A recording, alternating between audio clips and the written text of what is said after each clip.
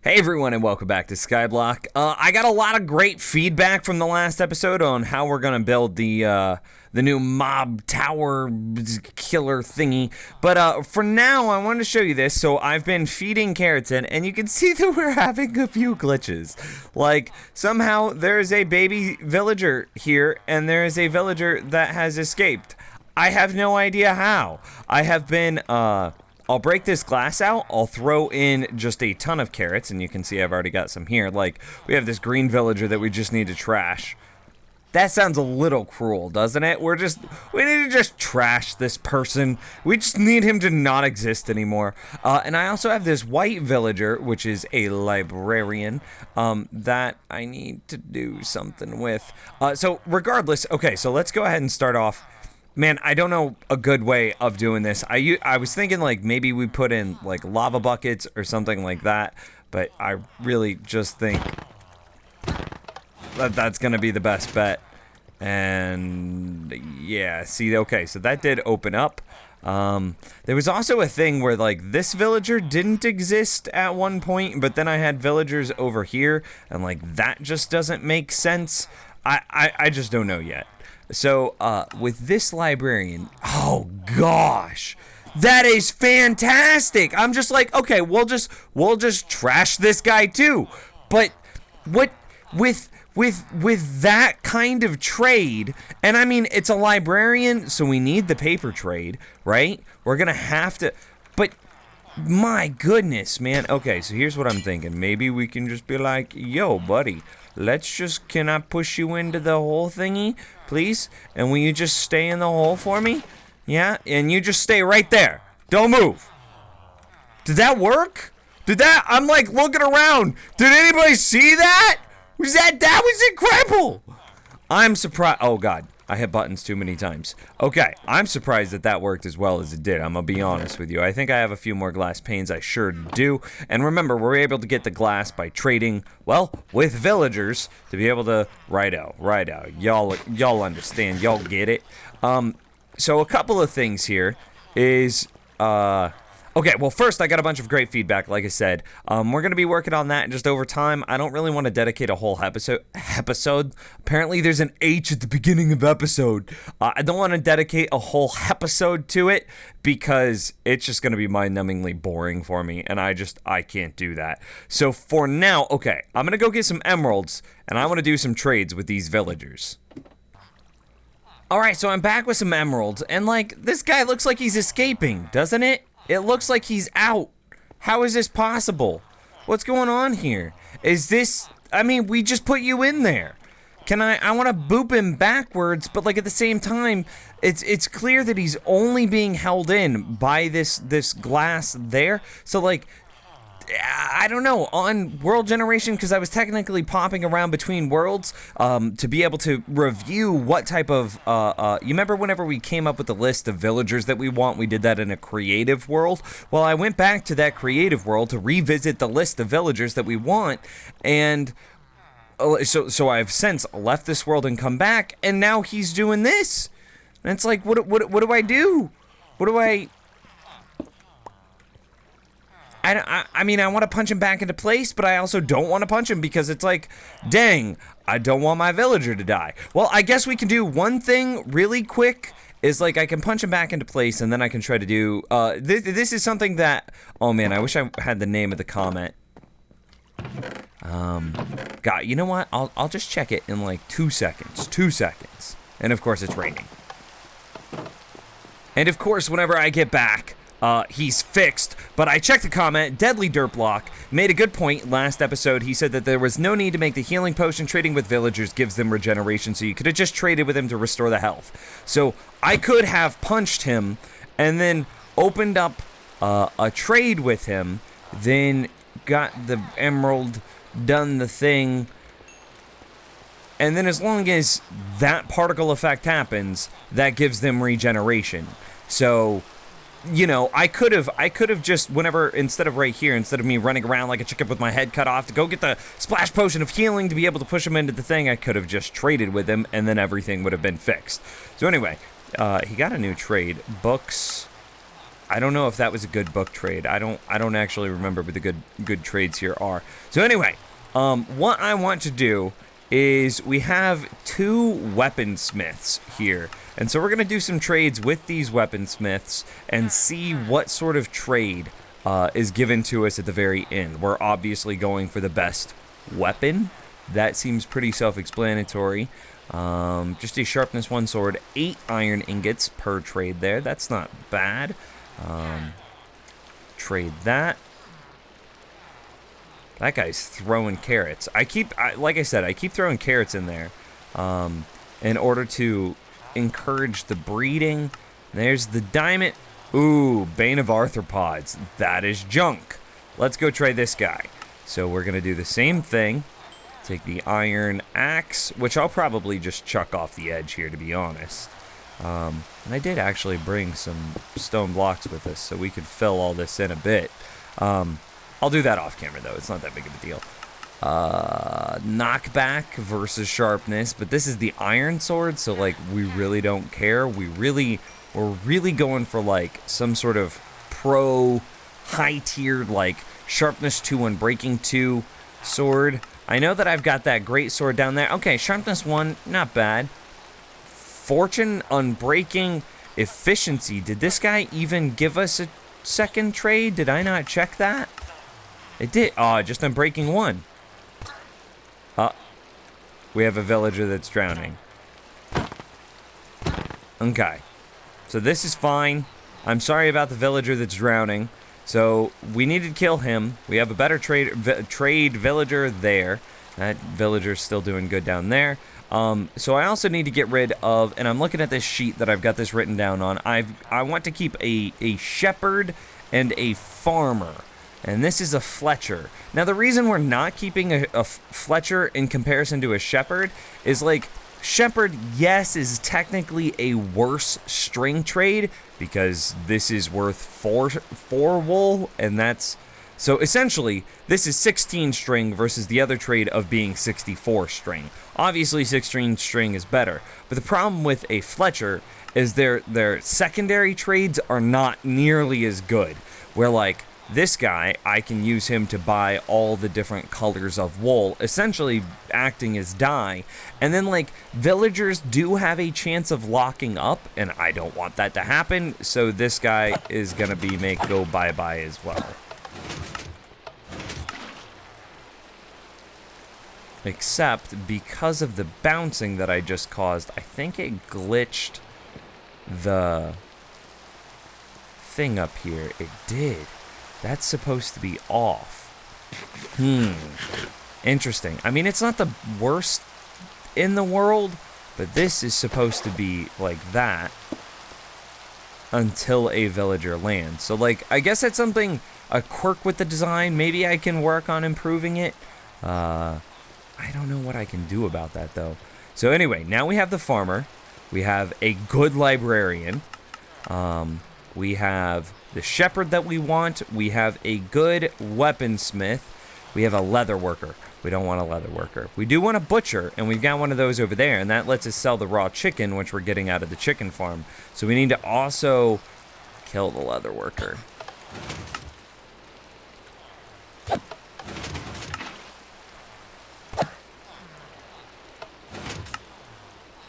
Huh. Interesting. I'm just thinking, it's like, well, this could obviously be remedied if we had a block immediately above their heads, but that seems kind of excessive. So,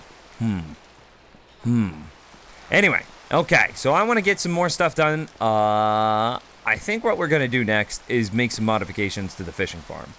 Alright, so after the last episode, we essentially Nimsified the Nims fishing farm, but the problem with this design is essentially, is this. Once you fill up your first double chest, then it starts to overflow into the other double chest, and I've done some management here for sure.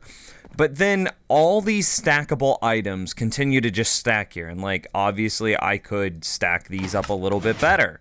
And that would be like, and then like this could be better, that could be better. There's a lot that could be improved about all of this.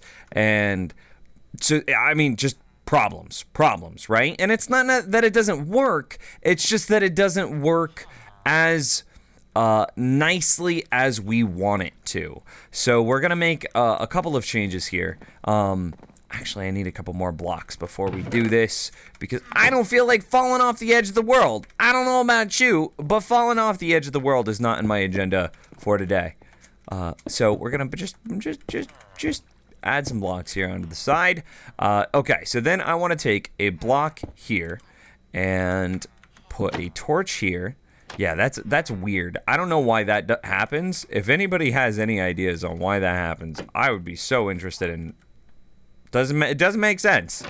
Just doesn't make sense. Anyway, so this side is now going to be controlling the piston retraction thing. So then over here, we're going to do this a bit differently. We're going to create a burnout clock. Was that my only redstone torch? Well, shoot. It was. Do I have one more redstone torch in here? Oh, yeah, buddy. I got one more redstone torch. So we're going to create a torch burnout clock here. And then what this will do is every time that we trigger the... Hopefully I can get it to do it just first try. You see how it just burns out there on the right side? And then we'll just retract this.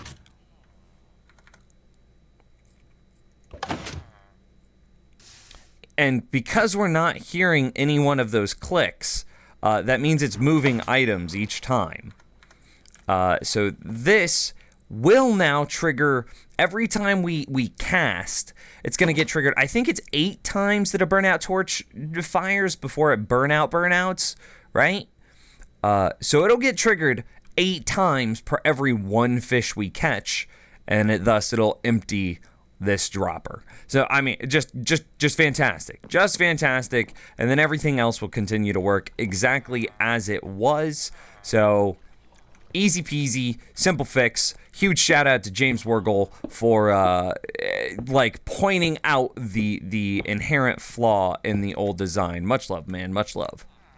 All right, so 2 new villagers, well, 1.5 new villagers. We've got this guy here, and that guy there just grew up. So this one is, oh, it's a cartographer. I have yet to see these guys. He doesn't have a second trade. Okay, now he will. What'd he get? A compass. You know, I don't think that that's any good. I don't think that's nearly as good as the things that we've got unlocked from this librarian. Let me do... hang on. We'll check this guy out. Okay, so it's a Fletcher. We already killed a Fletcher. We know we don't want a Fletcher. Should I arrow him? Would that be better?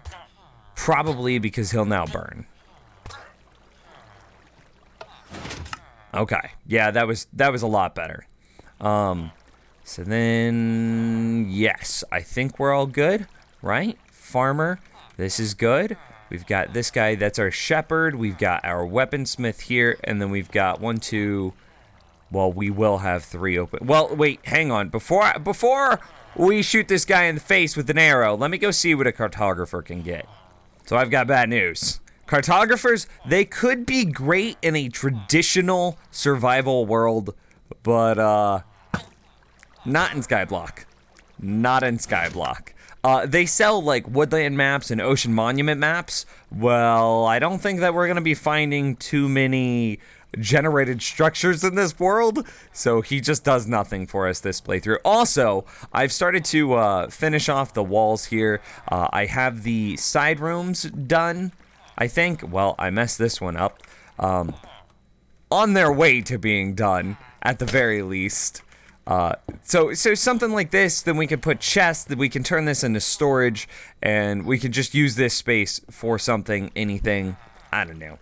And then I've got the same thing done over here, and the elevator that we're going to use here in the back is now broken in 1.11.2, so we're not going to be able to use that. Not a big deal. We could just probably put some sort of ladder for the short term, or at worst, like minecart elevators have never been fixed, but that's not a very elegant solution, so I want to try to do something better than that. And in the last episode, I had a bunch of questions on how we did or how we plan on doing the infinite storage for the mob farm. The mob farm is kind of something, I don't want to say we've struggled with it so far, but like, I don't know, I mean, you can see that there's just items overflowing. That amount of hoppers is kind of ridiculous. We just, the collecting the items we want is a little bit strenuous. So I am going to quickly try to build the, I don't know what you would call it here, but the infinite storage system, I don't know. So I've already got the wall block that we're going to have everything built on place just for spacing because, like, I will remember badly. So this level here is going to be the floor, right? So if we plan on that being the floor, and hopefully I don't take too many skeleton shots in the back, and I have a screenshot on my second monitor that I'm trying to reference that in hopes of making this, okay, well that's annoying. So that needs to go there, then that needs to be there because this needs to be sideways, and then I want that rail back. Then I need, let's see, that goes there. I want a lever on this. And now I just got shot in the back from a skeleton. So what's happening is when this lever is on, the block becomes powered, which shuts off the hopper, which means the hopper is no longer going to collect items. We can see that the torch is just floating there. Well, whenever we have our infinite amount of chest minecarts stacked on top of this guy, it's not going to be able to pull any items out of those chest minecarts. As soon as we flip this on, it'll start trying to pull random items out of random carts.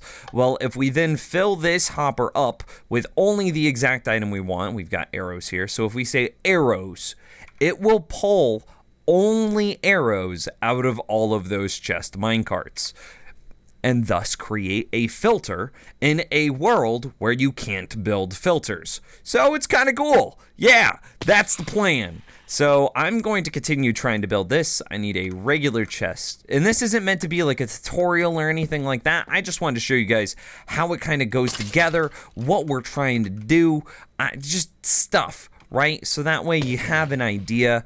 Let's see. So there's supposed to be thing here. Oh god, I'm still referencing this screenshot, so this comes up like that. Goodness gracious. So then I need, this is a trap chest here. Yeah, something like that, right? And then this would be, you'd have an upside down thing there, and then an upside down here. No, wait, that can't be like that. Then we'd never be able to open up the chest. And so then this is going to be all of the reference items. So like I pulled arrows out of my inventory to be able to pull arrows out of the infinite storage system, what have you. I would then have arrows in all the other items that can be created by a mob farm. As we can see here, rotten flesh, arrows, bones, string, gunpowder. And this one's going to be doing ender pearls quite a lot, making it totally unnecessary for us to go to the end. So then I'll have, you know, all of those items in here, and it's just going to be fan-freaking-tastic. So then what I need to do is I need to have a hopper. I want that there in case I fall off the world. So this hopper, it's really important that that guy's feeding into the back of where this rail is, so that way it's constantly placing all of the items into the what have you. Okay, so then that needs to be there. I don't think I've got the right rails for this, but that's okay. So then I connect that guy, and it's also pretty important that these don't connect. Then I need this here. Then that should be there. Okay, and that's perfect. That one should stay that way. I'm going to put, let's see, should I put one more here? You know what? I'm going to go for it. No, you know, it doesn't matter. It doesn't matter. I only ever will need this to be like that. Okay. And then by placing that there, it also powers the rail that's below it, which is just kind of a happy double benefit. Then I need to come out like this, and then I need to create like a wall down. Something like that. Yeah, that looks about right. Should it come down further? So now what I'm looking at is, so we'll have this black stained glass here to prevent us, the player. Wait, no. It can't be like that because we have to be able to right-click that rail. So I've got some minecarts here. And that's perfect. And then, okay. So this is exactly what we want. As the player, I want to be able to right-click that so that way I can add more storage without interfering with, well, with anything else. So this is kind of the rudimentary everything, and then we will have the back of this chest feed something like this. It doesn't really matter, but this way, in case, like, say I have extra arrows on me, well, then I put my extra arrows in here, and because it's a trap chest, it doesn't move until I actually close and see 2 arrows moved, and then all of those are going to end up right here, and now I'm gonna go, wait, we actually already have, no, I need to go I need to make a chest minecart. I'll be right back. Okie doke, I have my chest minecarts, running back.